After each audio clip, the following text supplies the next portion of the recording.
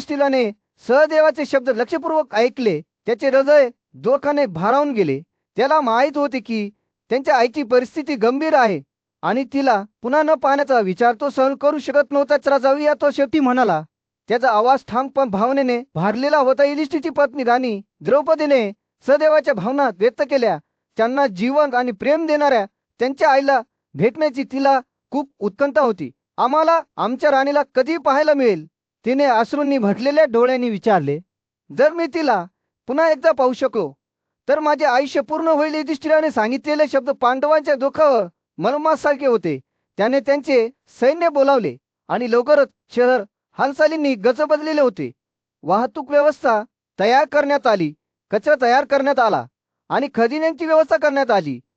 स्वयंपाकी आणि स्वयंपाकघराचे अधीक्षक धावून आले आणि पुढच्या लांब प्रवासासाठी अन्न तयार करत होते. का नवीन दिवशी सूर्य उगवल्यानंतर राजा आपल्या महिलांच्या आणि वृद्ध पुरुषांच्या मोठ्या गाडीसह निघाला. त्याने शहरात 5 दिवस वाट पाहिली. ज्या नागरिकांना त्याला मिरवणुकीत सहभागी व्हायचे आहे त्यांना परवानगी दिली.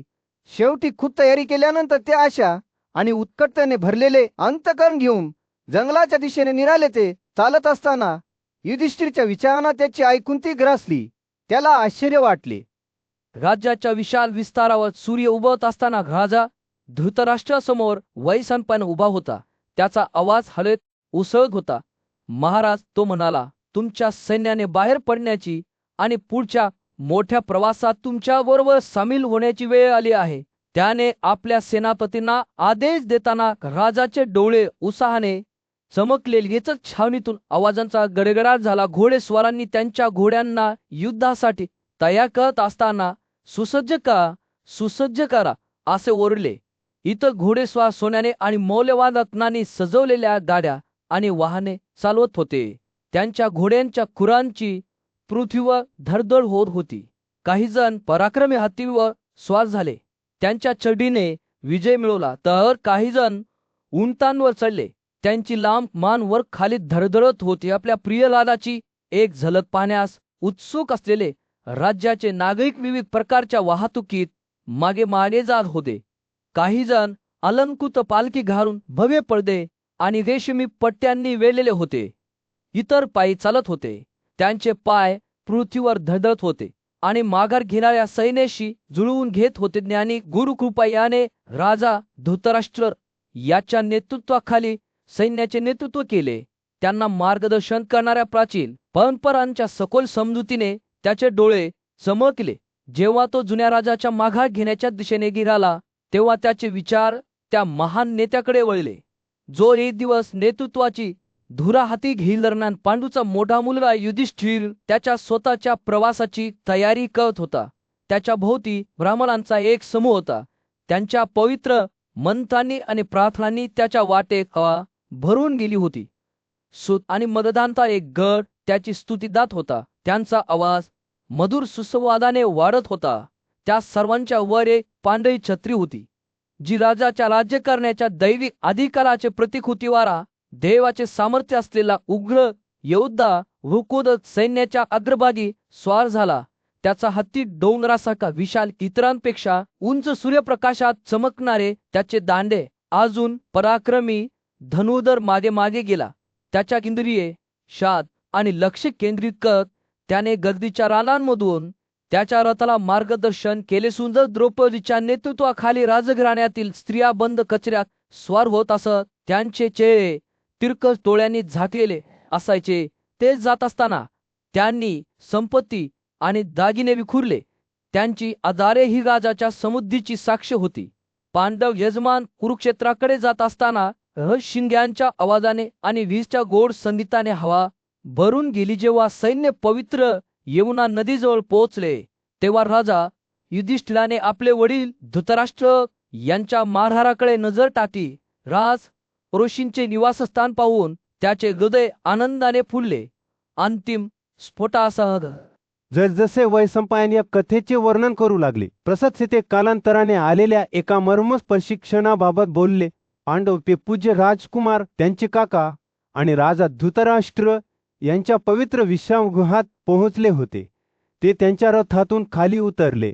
त्यांचे शरीर विनम्रतेने वाकले आणि ते चालत राजभवनाच्या दिशेने निघाले. राजाचा रहिवासी आणि कुरु सरदारांच्या जोडीदारांसह लढो यांचा संपूर्ण तमू त्यांच्या मागे जवळून गेला. हवा आशेने जिवंत होती, कारण या प्रिय राजकुमारांनी एकमेकांवर नजर ठेवून बराच काळ झाला होता. जेव्हा ते माघा घेत होते तेव्हा त्यांना खरीन आणि केलीची भरपूर झाडे भेटली. त्यांचे सौंदर्य धृतराष्ट्राच्या घराला वेढलेल्या शांततेचा पुरावा होते. थोर व्रतांनी बांधलेले अनेक तपस्वी शेवटी आलेल्या पांडवांची एक झलक पाहण्यासाठी उत्सुकतेने माघार घेताना उत्सुकतेने जमले होते. त्यांच्या आगमनाला मोठ्या जल्लोषात भेटले, जणू आकाशच आनंदित होत आहे. राजा धृतराष्ट्र भावनेने भारावून त्यांच्या जवळ आला. त्याचे डोळे अश्रूंनी भरून आले. कुरुवंशाचे चिरस्थायी माझे ज्येष्ठ सर कुठे गेले? त्याने उत्कंठेने थरथरत्या आवाजात विचारले. पांडवांनी उत्तर दिले की त्यांचे वडील यमुना नदीत स्नान करण्यासाठी तसेच विधिपूजन करण्यासाठी फुले आणि पाणी गोळा करण्यासाठी बाहेर पडले होते. ही माहिती मिळताच धृतराष्ट्र पटकन नदीच्या दिशेने निघाला. त्याचे हृदय आशेने भरलेले होते. जेव्हा तो चालत होता तेव्हा त्याला नदीकाठी उभी असलेली त्याची प्रिय पत्नी प्रीता दिसली. तिच्या मुलांना जवळ येताना पाहून तिचे डोळे आनंदाने उजळले आणि ती त्यांना भेटण्यासाठी घाईघाईने आली. कोणत्याही मेळाव्याला सर्वप्रथम पोहोचलेला सहदेव वेगाने त्याच्या आईकडे धावत गेला, ज्यामुळे त्याचा सौम्य स्वभाव नाकारला गेला. तिच्या गालांवरून अश्रू ओघळत असताना प्रीता हिने आपल्या मुलाचे पुन्हा आपल्या बाहुपाशात स्वागत केले, त्याला प्रेमाने मिठी मारली. त्यानंतर तिने गांधारीला सहदेवाच्या आगमनाची माहिती दिली आणि ते दोघे मिळून त्यांच्या उर्वरित कुटुंबाचे स्वागत करण्यासाठी घाईघाईने गेले. ते चालत असताना प्रीता पुढे होती. तिच्या हाताखालील अपत्यहीन वृद्ध जोडप्याचे नेतृत्व करत होती. पांडवांना जेव्हा त्यांच्या आईला जवळ येताना दिसले तेव्हा ते आदर आणि भक्तिभावाने जमिनीवर पडले. धृतराष्ट्राने त्यांच्या आवाजाने आणि स्पर्शाने त्यांना ओळखून एकामागून एक त्यांचे सांत्वन केले. त्यांचे डोळे अश्रूंनी भरून गेले. हे पुनर्मिलन जादूपेक्षा कमी नव्हते, जणू काही वेळच थांबला होता. जेव्हा ते शांत झाले तेव्हा पांडव त्यांच्या आईकडे गेले, ज्यांनी अजूनही सहदेवाला तिच्या हृदयाच्या जवळ धरले होते. त्यांनी तिच्या हातातून तिने आणि गांधारीने वाहून घेतलेल्या पाण्याने भरलेल्या बरणी घेतल्या आणि आदराने ते त्यांच्या वडिलांना परत दिले. राजघराण्यातील स्त्रिया, शहर आणि प्रांतातील रहिवाशांसह त्याच्या ज्येष्ठ सरांच्या शाळेत विश्रांतीमध्ये कुरुवंशाचा वृद्ध राजा धृतराष्ट्र विविध प्रदेशातील पूजा तपस्वीने वेढलेला होता.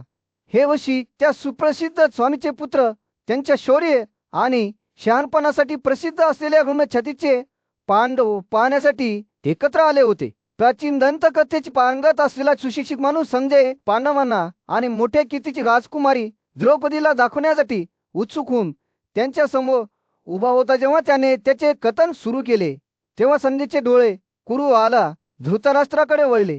तो म्हणाला, हा शुद्ध सोन्यासारखा गोरा रंग असलेला, त्याचे शरीर पूर्ण वाढलेल्या सिंहासारखे आहे. त्याचे एकविलींना आणि रुंद विसारित डोळे तांब्याच्या रणासारखे त्याला रचूप बनवतात. त्याच्या बाजूला हरिकुल बसला होता, ज्याची चाल एखाद्या संतप्त हत्तीसारखी होती, ज्याचा रणगम सोन्यासारखा गोरा होता आणि हात लांब आणि जाड होते. धृतराष्ट्राजवळ बसलेल्या अजून या पराक्रमी धनुर्धराकडे संजयने आपले वर्णन पुढे चालू ठेवले. तो म्हणाला, गरज आणि तारुण्यपूर्ण चौकट असलेला हा हाती कळपाच्या नेत्याप्रमाणे दिसतो. त्याचे खांदे सिंहाच्या पंखांइतके उंच आहेत आणि त्याचे डोळे कमळाच्या पाकळ्या इतके मोठे आहेत. विष्णू आणि महेंद्रासारखे दिसणारे जुळे त्यांच्या आई कुंतीच्या शेजारी बसले होते. संध्याने त्यांचे वर्णन केले की सौंदर्य, सामर्थ्य किंवा आचरणातील उत्कृष्टतेमुळे त्यांची बरोबरी नाही. ते बोलत असताना पांडवासोबत आलेल्या स्त्रियांवर संजयची नजर पडली. तिथे समुद्री देवीचे मूर्तरूप असलेले कृष्ण होते, ज्यांचे डोळे कमळाच्या पाकळ्यासारखे मोठे आणि निळ्या कमळाच्या रणासारखे होते. त्यांच्या शेजारी द्रौपदी बसली होती, महान कीर्तीची राजकुमारी, जिचे सौंदर्य चंद्राच्या किरणासारखे चमकले होते. संन्यासी संजयच्या स्पष्ट वर्णनामुळे आश्चर्यचकित झाले आणि त्यांनी पांडवासोबत आलेल्या इतर स्त्रियांकडे लक्ष वेधण्यास सांगितले.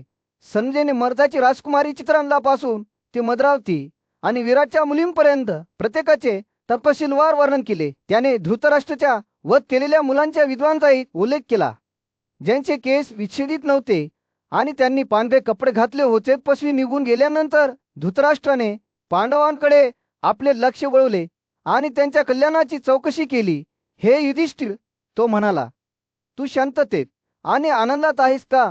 तुझे भाऊ आणि चेहर आणि प्रांतातील रहिवासी तुझ्या अधिपत्याखाली समुद्र होता का? त्याने विदुरासह त्याच्या स्वतःच्या कुटुंबाच्या कल्याणाबद्दल विचारले.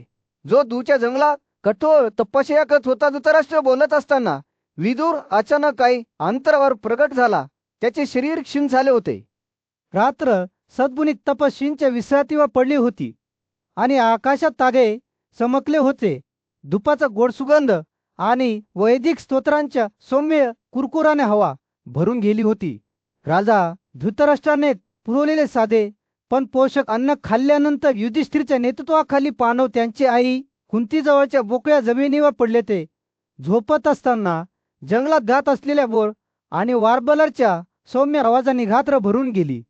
दुसऱ्या दिवशी सकाळी युधिष्ठिर आपल्या भावासह त्यांच्या सभोवताचे निरीक्षण करण्यासाठी पहाटे उठला. ते गर्दीच्या समुदायाची दृश्ये आणि आवाज घेऊन वेत्रिकमध्ये फिरत होते. त्यांनी जिथे पाहिले तिथे पवित्र अग्नीने प्रज्वलित यज्ञवेद्या होत्या. त्यांच्या भोवती तपस्वी होते ज्यांनी अर्पण केले होते आणि देवतांना नैवेद्य ओतले होते. जंगलातून गोळा झालेल्या आणि वेदीवर उंचावलेल्या फुलांच्या आणि फळांच्या गोड सुगंधाने हवा भरून गेली होती.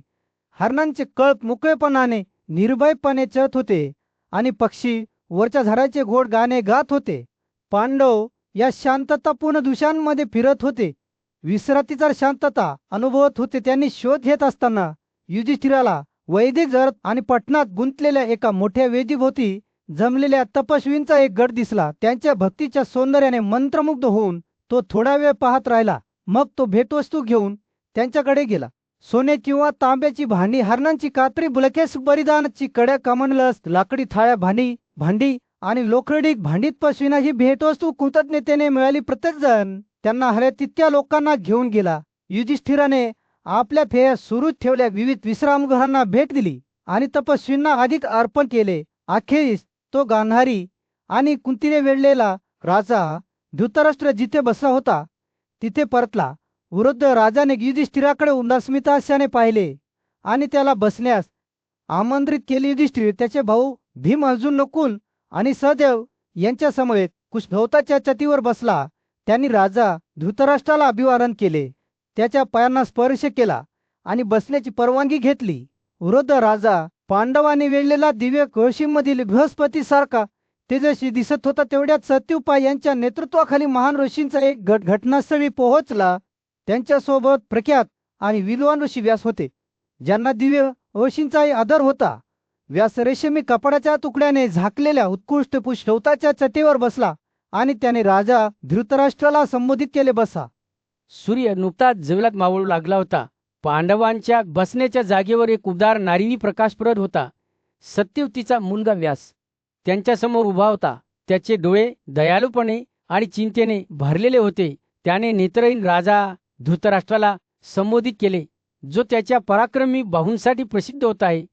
धृतराष्ट्र, तुम्ही तुमच्या आत्म्याला शांती देणारी तपश्चर्या साध्य केली आहे का? व्यासाने हळूच विचारले. जंगलातील तुमच्या निवासामुळे तुमचे मन प्रसन्न झाले आहे का? युद्धात तुमच्या मुलांना गमावण्याचे दुःख तुमच्या अंतःकरणातून कमी होऊ लागले आहे का? धृतराष्ट्राची अभिव्यक्ती उदास होती आणि त्याने उत्तर देताना त्याचा आवाज किंचित थरथरत होता. मी खरोखरच वन जीवनाच्या अध्यादेशांचे पालन केले आहे, परंतु माझे हृदय दुःखाने जड आहे. मला भीती वाटते की या जंगलातील शांतता देखील माझ्या मुलांना गमावण्याची वेदना मिटू शकणार नाही. व्यासाने सहानुभूतीपूर्वक मान डोलावली. त्याचे डोळे समजूतदारपणाने भरले. तो धृतराष्ट्राची पत्नी आणि राणी गांधारीकडे वळला. प्रिय गांधारी, तुझी बुद्धी आणि बुद्धी अजूनही तुला मार्गदर्शन करते का? तू दुःखाने भावून जाऊ देशील की समृद्धी आणि प्रतिकूलता या दोन्हींच्या सत्यांमध्ये तुला सांत्वन मिळाले आहे? गांधारीचा चेहरा शांततेचा मुखवटा होता, पण व्यासाला तिच्या डोळ्यात धोकाची क्षीण झलक दिसत होती. मी ठीक आहे माझ्या स्वामी, तिने हळूच उत्तर दिले, पण मला हे कबूल करावेच लागेल की आमच्या मुलांचे नुकसान अजूनही माझ्यावर भारी आहे. व्यासाची नजर धृतराष्ट्राची दुसरी पत्नी आणि पांडवांची आई कुंतीकडे वळली. आणि प्रिय कुंती, तू तुझ्या वरिष्ठाबद्दलच्या भक्तीमुळे तुला सांत्वन मिळाले आहे का की तू अजूनही तुझ्या मुलांसाठी दुःखी आहेस? कुंतीचा चेहरा नम्रतेचे चित्र होता. तिचे डोळे खाली झुकले आणि तिने उत्तर दिले, मी माझ्या कुटुंबाची सेवा करू शकलो आणि त्यांना आनंद देऊ शकलो याचा मला आनंद आहे. पण मी कबूल करायला हवे की आमच्या मुलांची आठवण अजूनही माझ्या डोळ्यात. अश्रू अंत्यव्यासाने समजूतदारपणे मान डोलावली. त्याचे हावभाव करुणेने भरलेले होते. तो धृतराष्ट्राकडे वळला आणि तुमचा दुसरा मुलगा युधिष्ठिर याचे काय? त्याला त्याच्या वनवासात सांत्वन मिळाले आहे का, किंवा त्यालाही अजूनही युद्धाच्या जखमा आहेत का? युधिष्ठिरचा चेहरा शांततेचा मुखवटा होता, पण व्यासाला त्याच्या डोळ्यात वेदनेची क्षीण झलक दिसत होती. मी ठीक आहे माझ्या स्वामी, त्याने हळूच उत्तर दिले. पण मला हे मान्य करावेच लागेल की आपल्या समनस्यांच्या आठवणी अजूनही टिकून आहेत. आपल्या भावासोबत धैर्याने लढलेल्या भीम आणि अर्जुन या जुळ्या मुलांकडे व्यासाची नजर गेली. त्यांच्या चेहऱ्यावर दुःख आणि दृढनिश्चयाचे तेच मिश्रण त्याला दिसलेनास. बोलत असताना धृतराष्ट्रांच्या हावभावात एक सूक्ष्म बदल होत असल्यासारखे वाटत होते. खाली पडलेले त्यांचे डोळे वर येऊ लागले आणि एका क्षणासाठी आशेचा किरण दिसू लागला. पांडवांनी ज्या शास्त्र जंगलात आश्रय घेतला होता, त्या जंगलात राजा धृतराष्ट्र याचे मन दुःखाने भारावून गेले होते. त्याच्या मुलांनी महत्वाकांक्षेने प्रेरित होऊन आणि लोभाने उत्तेजित होऊन स्वतःचे पतन घडवून आणले होते. एकेकाळी महान असलेले कुरुराजे भरणावस्थेत होते. तेथील लोक युद्ध आणि रक्तपात यांच्या ओझ्याखाली त्रस्त होते. जेव्हा राजा त्याच्या कुटुंबात बसला सांत्वन देण्यासाठी आलेल्या ज्ञानी ऋषींनी वेढलेला असताना त्याने त्यांच्यासमोर आपला संताप व्यक्त केला. त्याच्या स्वतःच्या मुलाच्या कृतीमुळे झालेल्या विध्वंसाबद्दल बोलताना त्याचा आवाज भावनेने फुटला. युद्धात आपल्या मित्रासाठी मारल्या गेलेल्या माणसांचा शेवट काय झाला, त्याने विचारले. त्याचे डोळे अश्रूंनी भरलेले होते. ऋषींनी राजाचे विलाप लक्षपूर्वक ऐकले. त्यांचे चेहरे करुणा आणि समजूतदारपणा प्रतिबिंबित करत होते. पण ते तिथे बसले असताना दुःखाची एक नवीन लाट त्यांच्यावर ओसरली आणि गांधारी तिचे पट्टीबंद डोळे तिच्या स्वतःच्या दुःखाचा पुरावा. युद्धामुळे प्रभावित झालेल्या सर्वांच्या वतीने बोलली. राजाला शांती कळून 16 वर्षे झाली आहेत. तिचा आवाज भावनेने थरथरत होता. ती म्हणाली, त्याच्या मुलांच्या मृत्यूमुळे त्याच्या दुःखात तो बुडून गेला आहे. ऋषी व्यास, आपल्या प्रियजनांचे काय झाले आहे हे त्याला सांगण्यासाठी तुम्ही तुमच्या शक्तीचा वापर करू शकत नाही का? गांधारी बोलत असताना कुंतीचे विचारातल्या आत वळले. तिचे मन तिच्या गुप्त जन्मलेल्या मुलावर केंद्रित झाले, जो युद्धाच्या गोंधळात हरवला होता. तिला मारित होते की तिने तिच्या आठवणी लपवल्या पाहिजे, परंतु वेदना अजूनही तिच्यात रेंगाळल्या होत्या. त्यांच्या दुःखाची खुली लक्षात घेऊन व्यास त्यांच्याकडे करुणेने पाहत होता. त्याला माहित होते की त्याच्याकडे वरदान देण्याची शक्ती आहे आणि राजाकडे पाहत असताना त्याचे डोळे सखोल समजूतदारपणाने चमकले. हळूच म्हणाला, हे राजा, मला सांग, तुला काय हवे आहे? तुझ्या अंतःकरणावरचे कुजा हलके होऊ दे आणि या अशात कुटुंबाला आपण शांती मिळवून देऊ. या राजाचा चेहरा वेदनेने कोवला गेला होता, पण त्याच्या डोळ्यात आशेची एक चमक चमकली होती. त्याला माहित होते की त्याला एक दुर्मिळ भेट देण्यात आली आहे, सांत्वन आणि जवळीक मिळवण्याची संधी, आणि म्हणून दृढनिश्चयाच्या एका नवीन भावनेने तो बोलला. त्याचा आवाज स्थिर आणि स्पष्ट होता. आमदार, माझ्या मुलांना पुन्हा पाहायचे आहे. प्रार्थनेसारखे वाऱ्यावर वाहणारे त्याचे शब्द म्हणत तो म्हणाला, मला जाणून घ्यायचे आहे की त्यांचे काय झाले आहे, जेणेकरून मला शेवटी शांती मिळू शकेल. राजाचे शब्द हवेत लटकत असताना सभेतून एक सामूहिक विश्वास पडला, कारण त्या क्षणी त्या सर्वांना माहीत होते की त्यांचा बरे होण्याचा आणि सुटकेचा प्रवास सुरू झाला आहे. एका भव्य सभेमध्ये कुंती व्यासासमोर उभी होती. तिचे डोळे भावनांच्या मिश्रणाने भरलेले होते. तिने एक प्राचीन कथा सांगण्यास सुरुवात केली, जी तिच्या आठवणी वर्षानुवर्षे कोरली गेली होती. हे पवित्र व्यक्ती ती म्हणाली, तू माझे सासरे आहेस आणि म्हणूनच माझ्या देवतांची देवता आहेस. माझे सत्य शब्द आहे. कुंतीचा आवाज तिच्या भूतकाळातील एका क्षणाबाबत बोलताना थरथरत होता.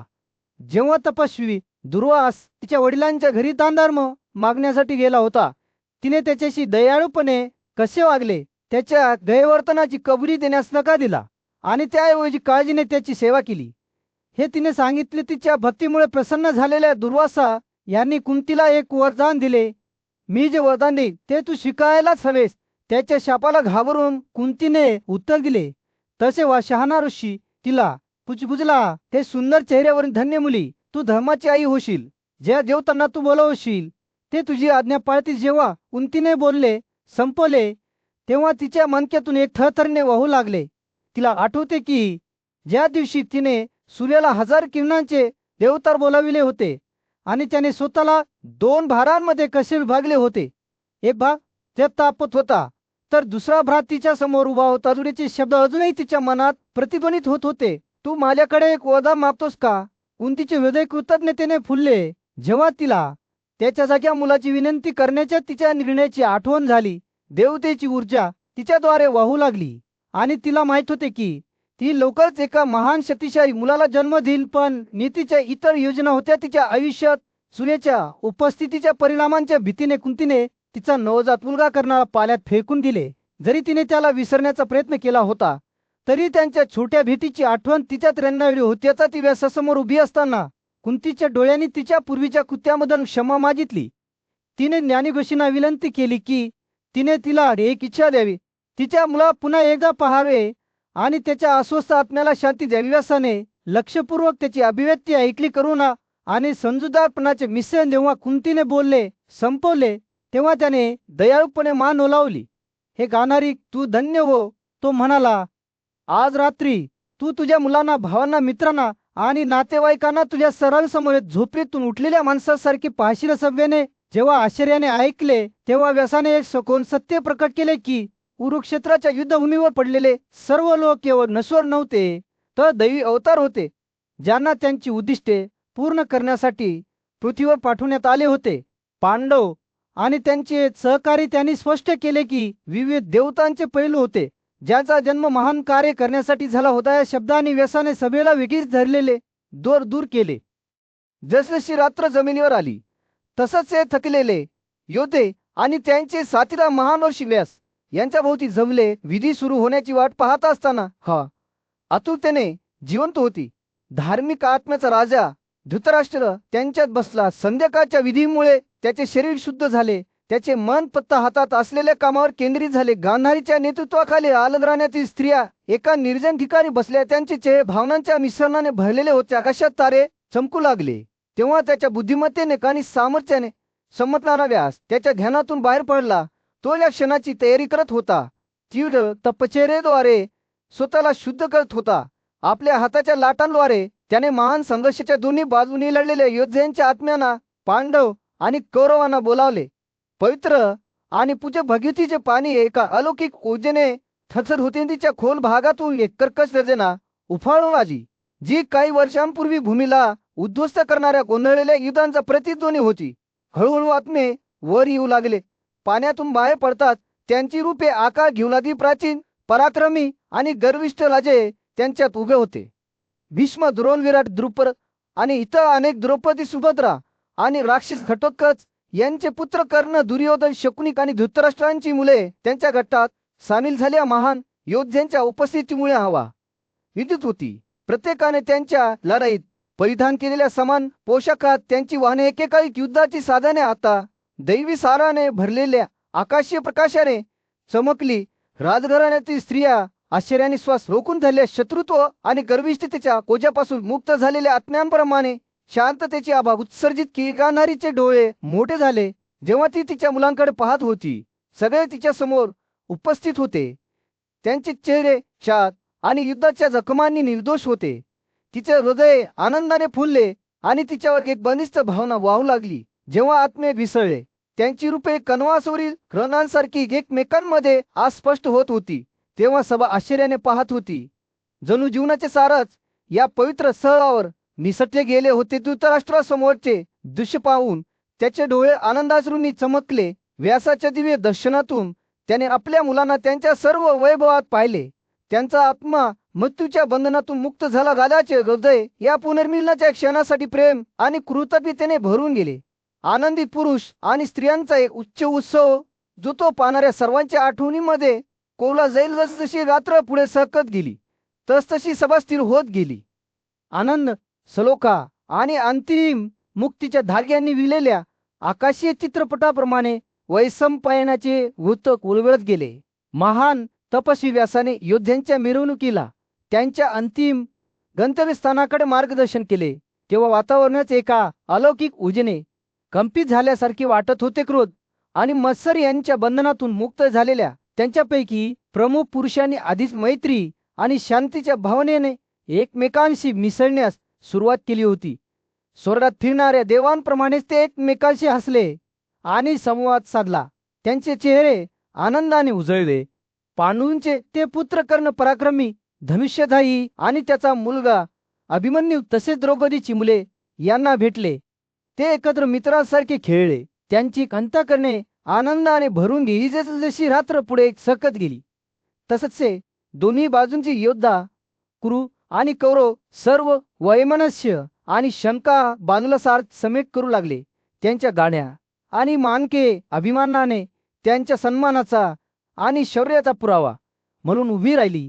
स्त्रिया देखील त्यांचे दुवक आणि दुवक सोडून त्यांचे पती, वडील, भाऊ आणि मुलांबरोबर पुन्हा एकत्र आल्यावर आनंदाने एकमेकांना मिठी मारत होत्या. पहाटेचा पहिला प्रकाश प्रताप त्या वीर आणि नायिकांनी एकमेकांपासून निरोप घेतला आणि आपापल्या निवासस्थानी परतले. काही देवतांच्या प्रदेशात गेले तर इतर ब्राह्मणांवरून किंवा कुबेराच्या प्रदेशांकडे गेले. राक्षस आणि पिशाचांची त्यांची निश्चित ठिकाणे होती जिथे ते आनंदाने राहतील. पण या आनंदादायी पुनर्मिलनादरम्यान व्यासाने युद्धामुळे विधवा झालेल्या क्षत्रिय स्त्रियांना संबोधित करताना एक मर्मस्पर्शी दृश्य समोर आले. आपल्या आवाजात करुणेने त्यांनी त्यांना सर्व आयस बाजूला सारून पवित्र भागीरथीमध्ये डुबकी मारण्याचे आवाहन केले, जेणेकरून ते त्यांच्या पतीने मिळविलेल्या प्रदेशांमध्ये पोहोचू शकतील. त्याच्या शब्दांनी प्रेरित होऊन त्या थोर स्त्रियांनी त्याच्यावर विश्वास ठेवला आणि नदीच्या पाण्यात बुडून आपल्या सासरचा निरोप घेतला. आपल्या नश्वर निवासस्थानांपासून मुक्त होऊन ते आपापल्या पतीच्या मागे आपापल्या निवासस्थानी गेले, जिथे त्यांना आनंद आणि सहवास मिळाला. आगिनेक आणि हारांनी सुशोभित आकाशीय रूपासह ते सर्व चिंता दूर कर उत्कृष्ट गाड्यांवर स्वार झाले. सवारी खुरलेली असताना व्यासाने प्रत्येक योद्ध्याला त्याच्या अंतःकरणाच्या इच्छेची पूर्तता दिली आणि या आश्चर्यकारक मेळाव्याची बातमी सर्वत्र पसरता पवित्र, मृत आणि जिवंत मानव यांच्यातील भेटीमुळे लोक आनंदित झाले.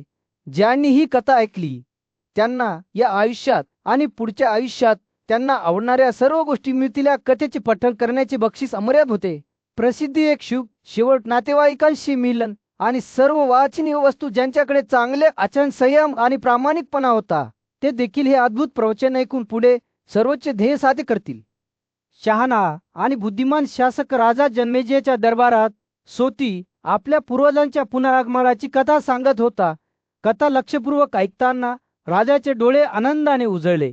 त्याचे मन जीवन आणि मृत्यूचे रहस्य समजून घेण्यासाठी उत्सुक होते. सोतीने बोलले संपवल्यावर राजा जन्मेजय महान व्यासाचा एक प्रसिद्ध ऋषी आणि शिष्य असलेल्या वैशंपायनाकडे वळला आणि त्याने विचारले, ज्यांचे शरीर नष्ट झाले आहे त्यांना त्यांच्याच रूपात पुन्हा प्रकट होणे कसे शक्य आहे? राजाची उत्सुकता स्पष्ट होती. त्याचा आवाज आश्चर्याने भरलेला होता. प्राचीन ज्ञानाचे तज्ज्ञ असलेले वैशंपायन हे समजावून सांगण्यास सुरुवात करताना जाणून बुजून हसले. हे राजा कृती, ते म्हणाले, परिणामांचा आनंद घेतल्याशिवाय किंवा सहन केल्याशिवाय कधीही नष्ट होत नाही. कृतीतून शरीर जन्माला येते आणि त्याचप्रमाणे वैशिष्ट्ये देखील आहेत. पृथ्वी, पाणी, अग्नी, हवा आणि अवकाश हे आदिम घटक शाश्वत आहेत, कारण ते सर्व प्राण्यांच्या प्रभूशी एकरूप आहेत. तो एका क्षणासाठी थांबला आणि त्याचे शब्द आज शिवू दिले. हे घटक अमर्याद अस्तित्वात असतात. जरी अमर्याद गोष्टी नष्ट झाल्या असोत, परिश्रमाशिवाय केलेली कृती खरी आणि सर्वात महत्त्वाची असते, जी खरी फळे देते. अशा कृतींनी एकत्र आलेला आत्मा आनंद आणि वेदना अनुभवतो. तरीही आशातील प्राण्यांच्या प्रतिबिंबांप्रमाणे अपरिवर्तित राहतो. राजा जन्मेजयचे डोळे विशाल झाले जेव्हा तो वैशंपायनाचे शब्द ऐकत होता. त्याचे मन ऋषींच्या बुद्धीची सखोलता समजून घेण्यासाठी धडपडत होते. पण ज्यांच्या कृती थकलेल्या आहेत त्यांचे काय? त्याने विचारले. त्याचा आवाज चिंतेने भरलेला होता. वैशंपायनाने सहानुभूतीपूर्वक मान डोलावली. जेव्हा एखाद्याची कृत्ये खर्च केली जातात तेव्हा ते त्यांच्या शरीराला यापुढे स्वतःसारखे मानत नाहीत. ते स्वतःला काहीतरी वेगळे मानतात. तो पुन्हा थांबला. त्याचे डोळे राजाच्या चेहऱ्याचे परीक्षण करीत होते. विविध अस्तित्वात असलेल्या वस्तू, आदिम घटक आणि इंद्रिये एक शरीर प्राप्त करतात आणि एकसंध होतात. ज्या ज्ञानी पुरुषांना शरीर आणि स्वतःमधील फरक समजते तेच वस्तू शाश्वत बनतात. ऋषी पुढे म्हणाले. त्यांचे शब्द नदीसारखे वाहत होते. घोड्याच्या यज्ञात आपण ऐकतो की जेव्हा जिवंत श्वास आणि इंद्रिये दुसऱ्या जगात वाहून जातात तेव्हाही त्या शाश्वतपणे अस्तित्वात असतात. हे राजा, तुम्हाला कळेल तर काय फायदेशीर आहे हे मी तुम्हाला सांगेन. तो पुढे झुकला. त्याचा आवाज षड्यंत्रकारी स्वर घेत होता तुम्ही तुमच्या यज्ञातील देवतांच्या मागांबद्दल ऐकले असेल.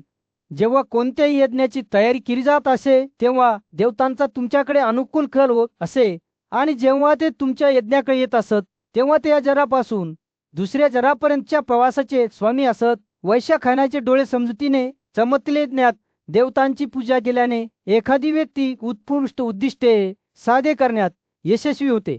जेव्हा 5 आदिम घटक शाश्वत असतात आणि आत्मा देखील शाश्वत असतो तेव्हा त्याला पुरुष म्हणतात. परंपरा आणि शहाणपणाने भरलेल्या हस्तिनापूर या शहराच्या मध्यभागी राजा धृतराष्ट्र बऱ्याच काळापासून स्वतःच्या मुलांना पाहण्यापासून वंचित होता.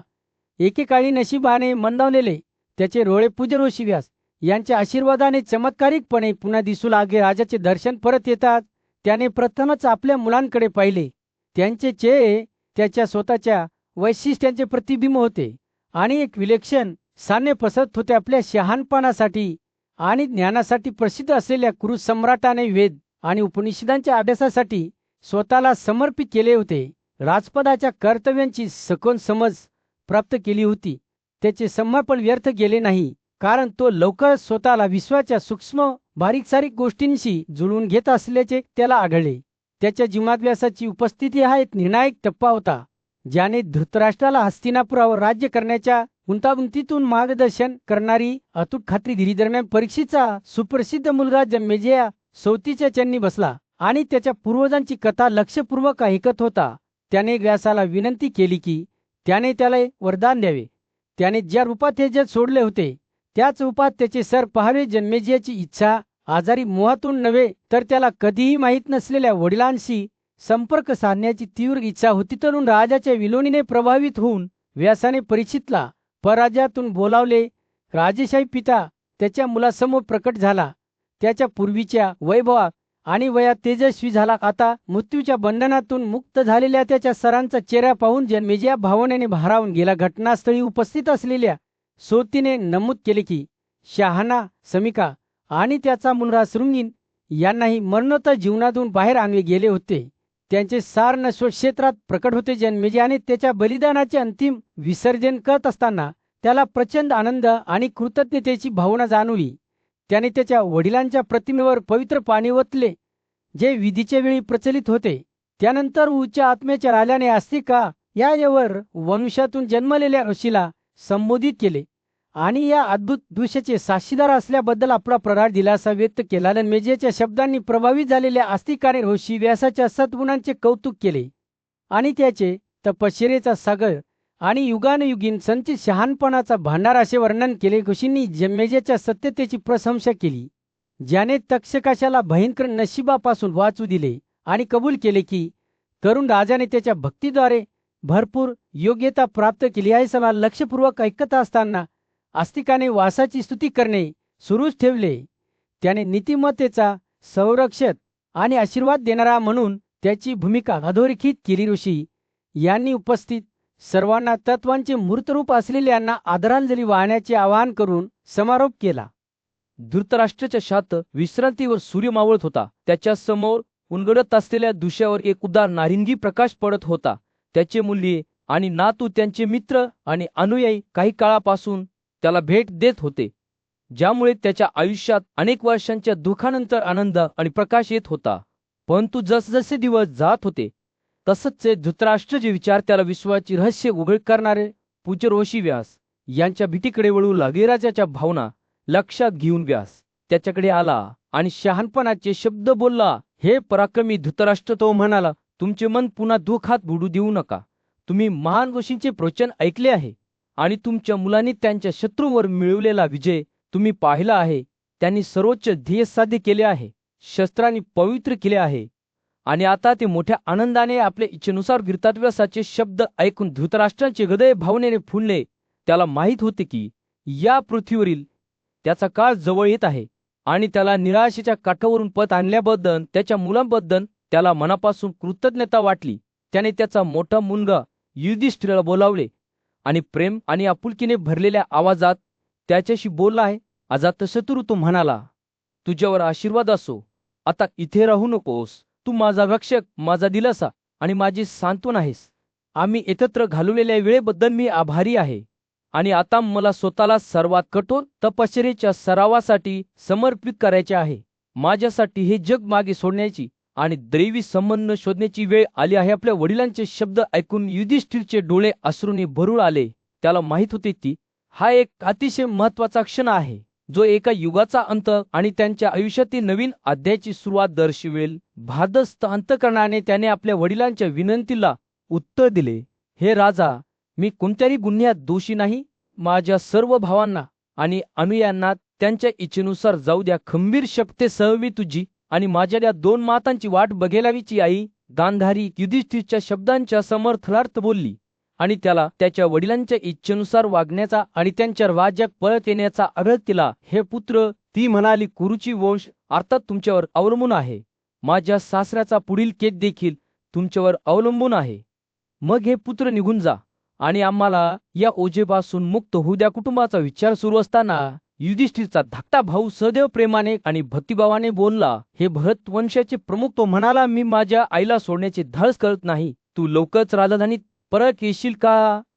हस्तिनापूरच्या राज्यात राजा युधिष्ठिरच्या नेतृत्वाखालील पांडव त्यांच्या वनवासातून परत येऊन 2 वर्षे उंटून गेली होती. याच काळात नाद हा पवित्र प्राणी राजवाड्यात आला.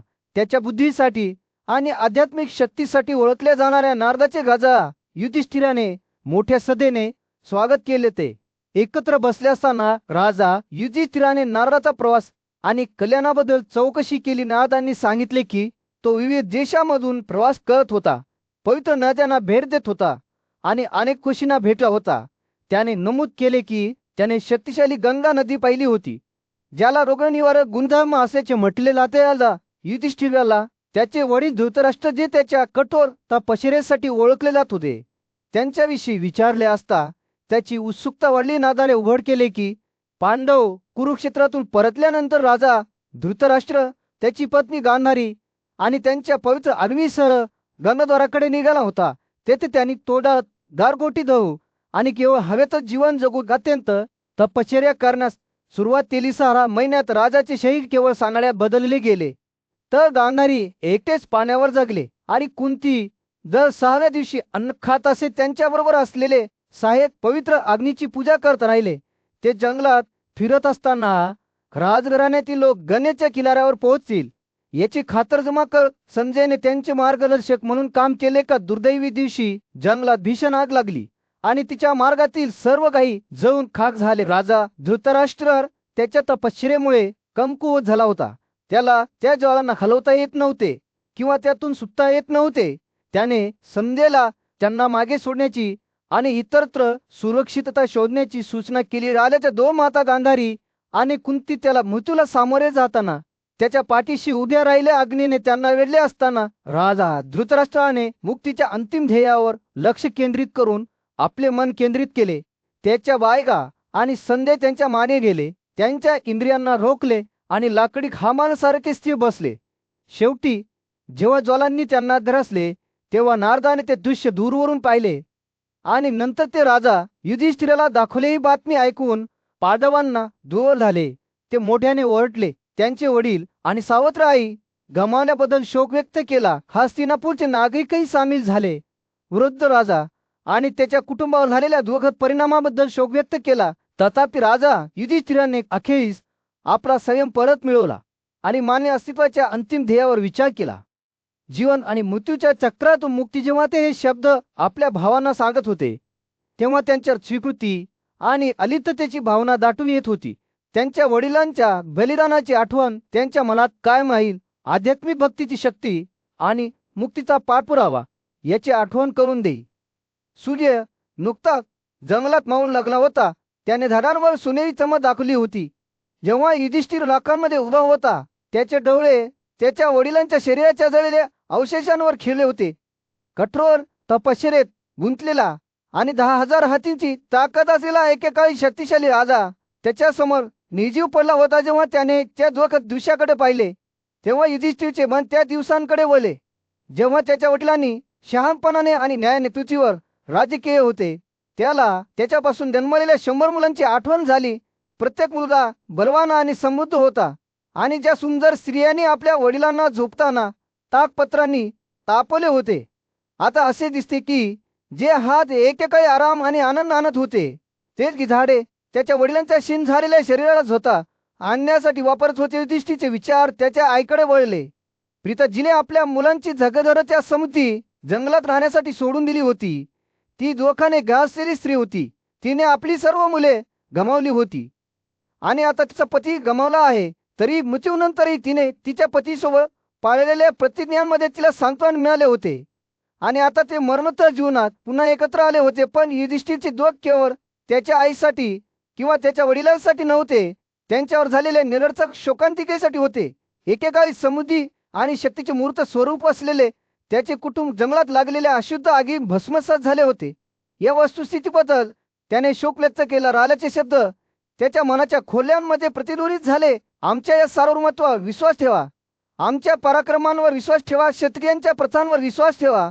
अशा आपत्तीपासून ते स्वतःचे संरक्षणही करू शकले नाहीत, तर त्यांच्या सामर्थ्याची आणि धैर्याची किंमत काय होती? तो तिथे उभा असताना विचारशून्य होऊन युधिष्ठिरचे भाऊ भीम, अर्जुन आणि सहदेव त्याच्याजवळ आले. त्यांचे चेहरे दुःखाने कोरलेले होते. ते सर्वजण या शोकांतिकेने त्रस्त झाले होते आणि त्यांच्या विलापाच्या रडण्याने राजवाड्याच्या खोल्या भरल्या होत्या, ज्या सभागृहाच्या आत मृतांसाठीच्या शोकासारखी प्रतिध्वनित होत होत्या. त्यांच्या दुःखाचा आवाज इतका तीव्र होता की तो राजवाड्याचा पायाच हलवत होता. जणू विश्व स्वतःच आपल्या थोर रहिवाशांच्या हानीबद्दल शोकत आहे. आणि या दुःखाच्या सागरात युधिष्ठिरची आई प्रीता जत होती. तिची ओरडणे आणि बचावासाठीच्या विनवणी जंगलात प्रतिध्वनित होत होत्या. शेवटी ती ज्वालांना बळी पडली. त्या क्षणी पांडूचे 5 पुत्र केवळ त्यांच्या पूर्वीच्या आत्म्याच्या सावलीत अडकले होते. त्यांची कंतकरणे दुःखाने भारावून गेली होती आणि त्यांच्या हानीच्या भाराने त्यांचा आत्मा चिरडून गेला होता. एकेकाळी शक्ती आणि समृद्धीचे प्रतीक असलेला हा राजवाडा आता त्यांचे स्मारक बनला होता. गमनाद्वारातून परतल्यानंतर राजा धृतराष्ट्र दूरच्या जंगलात 30 वर्षे राहिला होता. त्याचे दिवस चिंतन करण्यात गेले, केवळ हवेत जगले, कारण तो त्याच्या जीवनाचा प्रवास प्रतिबिंबित करत होता. तो एक बुद्धिमान राजा होता आणि असे म्हटले जात होते की जेव्हा तो त्याचे पवित्र संस्कार करेल तेव्हा स्वतः देव प्रसन्न होतील. धृतराष्ट्र राजाच्या आसन्न मृत्यूची बातमी पसरताच नारद मुनी पांडवांपैकी सर्वात मोठा भाऊ युधिष्ठिर याच्या दरबारात पोहोचला.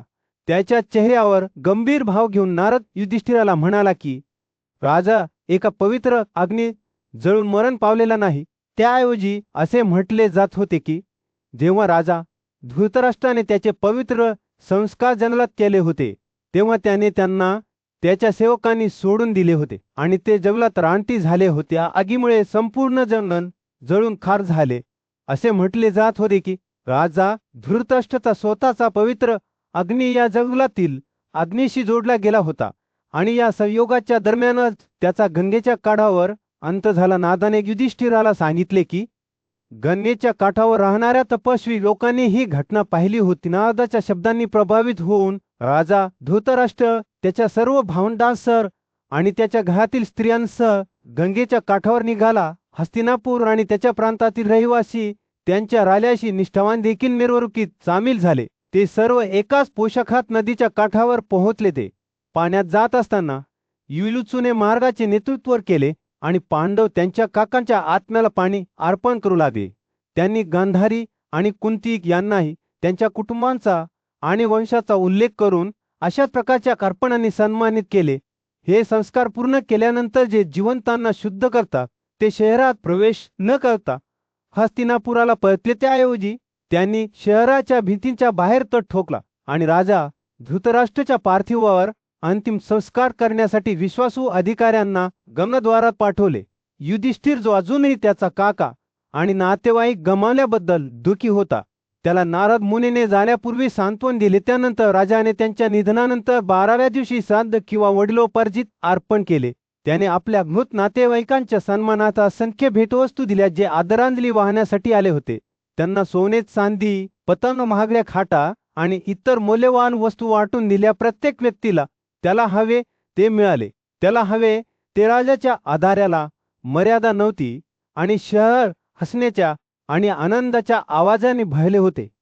महान ऋषी नारद दूरवरून युधिष्ठिराकडे पाहत होते. त्याचे हृदय त्या तरुण राजाबद्दल करुणेने घडलेले होते.